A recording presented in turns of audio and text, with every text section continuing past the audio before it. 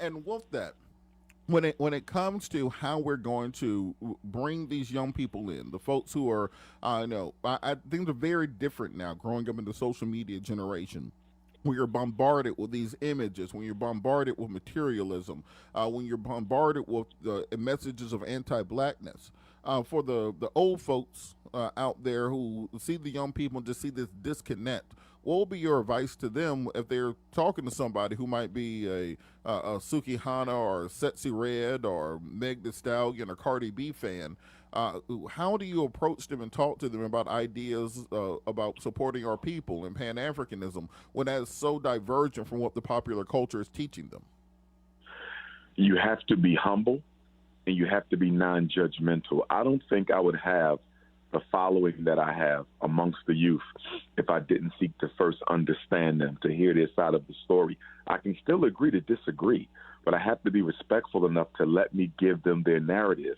And the therapist in me demands that I find something in their story, in their background, in their narrative that I can use to connect with that will allow me to pull them over and kind of see where it is we're trying to go and why we need them with us.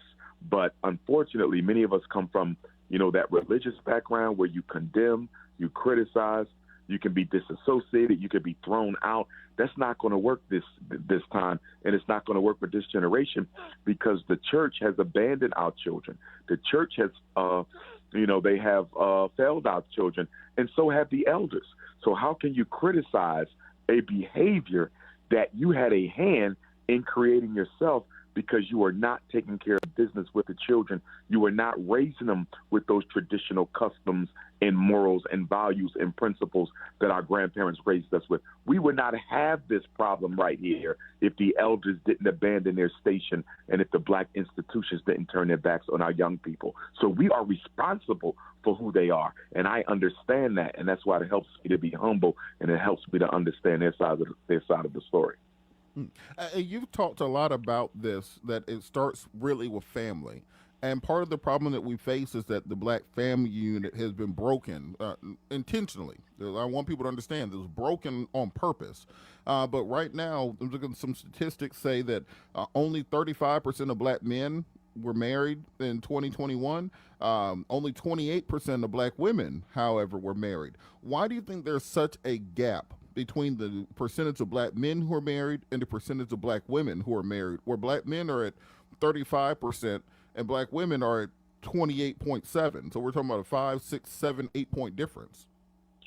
Well, I'll tell you, black women don't have the options black men have. That's number one. But even when you look at both of those statistics, they are very short of 50%, which goes to show that black men and black women really don't have the patience for each other. They don't have the commitment for each other. Okay. And I think a lot of this back and forth gender war that we're having, that we're seeing on social media play out, where you have entire social media outlets dedicated to destroying the public image of black men and vice versa, dedicated to destroying the public image of black women. I think a lot of this is affecting our young people. And once again, as I said with the organizations that are promoting an anti-African identity, I also find it to be more than a coincidence that at a time when the U.S. power structure is promoting childhood transgenderism, that we're seeing black men and black women tear each other down in front of our children, which will help advertise, promote, and recruit for that childhood transgenderism movement. So once again, I'm finding this to be a bit more than a coincidence that at a time when our children need to see examples of strong, healthy, heterosexual families, we're actually showing them the opposite. And one of the things I'm thinking about doing this coming fall is going on a little tour so we can have some town hall conversations about the black male-female relationship divide. Because if we don't get that right, if we lose the black family, we lose the black race. The family is the essential institution. If there is no family, there is nothing else. So we have to get serious about saving the black family. And for black men in particular, I'm a little disappointed in us because I don't like how black men are going tick for tack with women. We are men. Part of being a man is being emotionally disciplined. And I'm seeing a lot of emotionally undisciplined men basically conduct themselves in a female way as it relates to arguing back and forth with our sisters. We should not be doing that. We should be building and giving them a reason to want to be by our sides.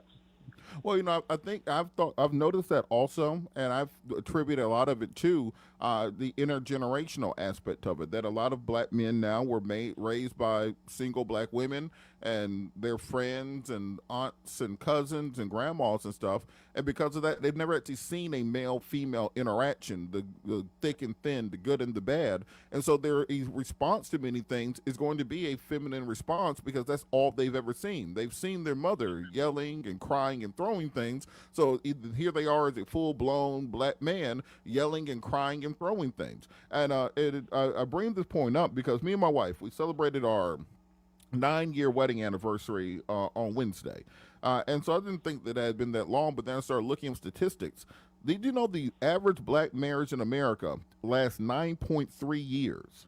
And that of that, 47.9% of black marriages end in divorce, and 52% of black folks never remarry. How can we reintroduce this concept of black marriage to our community instead of just the baby mama, baby daddy culture? Have a baby by me, baby, be a millionaire. Zion Williams and Mariah Mills, she's talking about how she's pregnant, so he needs to give her $60,000. How will we get back to husband, wife, children staying together for a long time, as opposed to what the current culture is really promoting? I think at the heart of that issue, I think one of the biggest reasons why we're not holding on to family or even seeking to build family is we forgot what the purpose of family was all about.